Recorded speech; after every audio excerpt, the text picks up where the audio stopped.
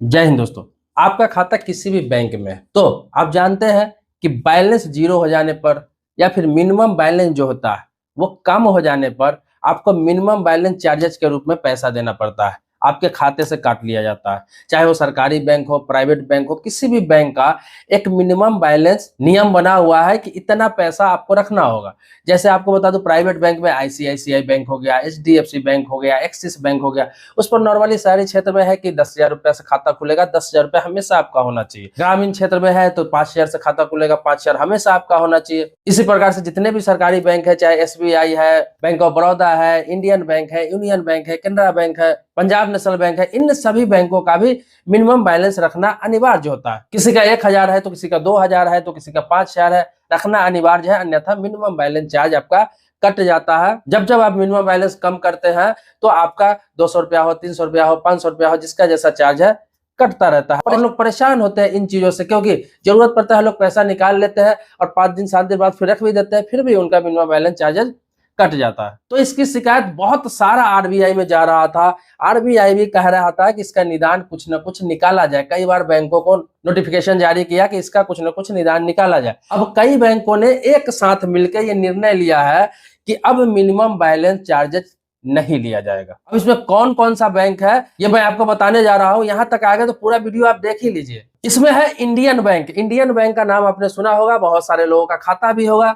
तो Indian bank ने निर्णय लिया है कि किसी प्रकार का अब मिनिमम बैलेंस चार्जेस नहीं लिया जाएगा। इंडियन बैंक एक सरकारी बैंक है। दूसरा केनरा बैंक। केनरा बैंक ने भी निर्णय ले लिया है कि किसी प्रकार का कोई अब मिनिमम बैलेंस चार्जेस नहीं लिया जाएगा। आपका खाता जीरो बैलेंस पर भी रह सकता है, लेकिन आप स्वेच्छा अनुसार अपना पैसा रख सकते हैं, लेकिन जीरो भी हो गया तो किसी प्रकार का चार्जेस नहीं लिया जाएगा।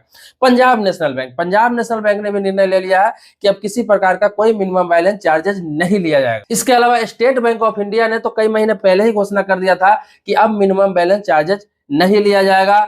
बैंक ऑफ बड़ौदा ने भी घोषणा कर दिया है कि अब मिनिमम बैलेंस चार्जेस नहीं लिया जाएगा।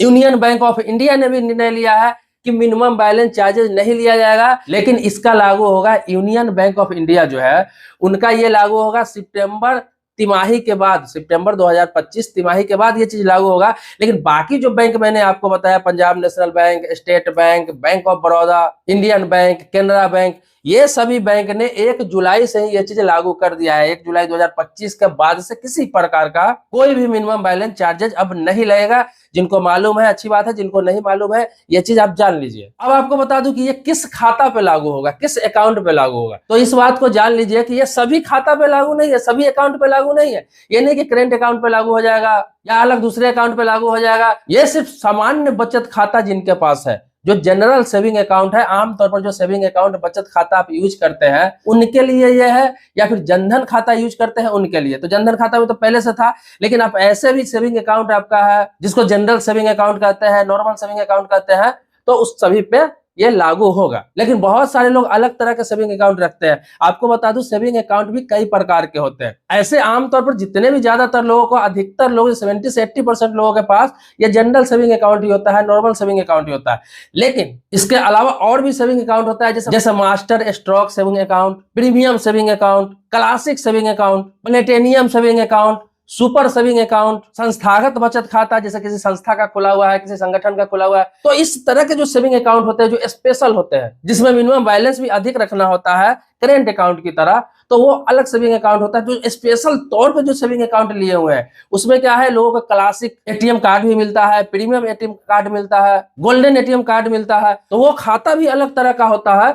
तो उन लोगों को किसी प्रकार का मिनिमम बैलेंस चार्जेस में छूट नहीं मिलेगी। जनरल तौर पे जो सेविंग अकाउंट यूज करते हैं, जो अधिकतर लोग यूज करते हैं, उनके लिए अब जीरो बैलेंस अकाउंट रहेगा। उन्हें किसी प्रकार का चार्जेस अब नहीं कटेगा। कटेगा तो अब बैंक में जाकर पता कर सकते हैं कि मेरा किस चीज का पैसा कटा है, क्योंकि अब मिनिमम बैलेंस चार्जेस तो कटने का है नहीं। हाँ, जो एटीएम कार्ड का चार्जेस होता है, जो सालाना होता है, जो कटता है, वो आपका करता रहेगा। किसी का 120 रुपया होता है, किसी का 117 रुपया होता है, किसी का 150 होता है, किसी को 200 होता है। सभी बैंकों का अलग अलग होता है। तो एटीएम का चार्ज हो गया, चेक बुक का चार्ज हो गया, अगर आप लेते हैं तो तो ये सब चार्जेस तो आपको कटेगा, लेकिन मिनिमम बैलेंस चार्ज का टेंशन खत्म हो गया। दोस्तों इससे संबंधित कोई और जानकारी चाहिए तो कमेंट बॉक्स में अपनी बात रख सकते हैं। इसके अलावा आप जानते हैं कि बैंक से संबंधित, इंश्योरेंस से संबंधित, लोन से संबंधित, फाइनेंस से संबंधित, पोस्ट ऑफिस हो गया, इन्वेस्टमेंट हो गया, म्यूचुअल फंड हो गया, इसके बारे में सारी जानकारी मैं आपको समय समय पर देता रहता हूँ, अपडेट करता रहता हूँ। तो सब्सक्राइबर नहीं है तो चैनल को सब्सक्राइब करिए, सब्सक्राइबर है तो इसके लिए आभारी हूँ। मिलते हैं नेक्स्ट वीडियो में नए मुद्दे के साथ, तब तक के लिए शुक्रिया, धन्यवाद, जय हिंद दोस्तों।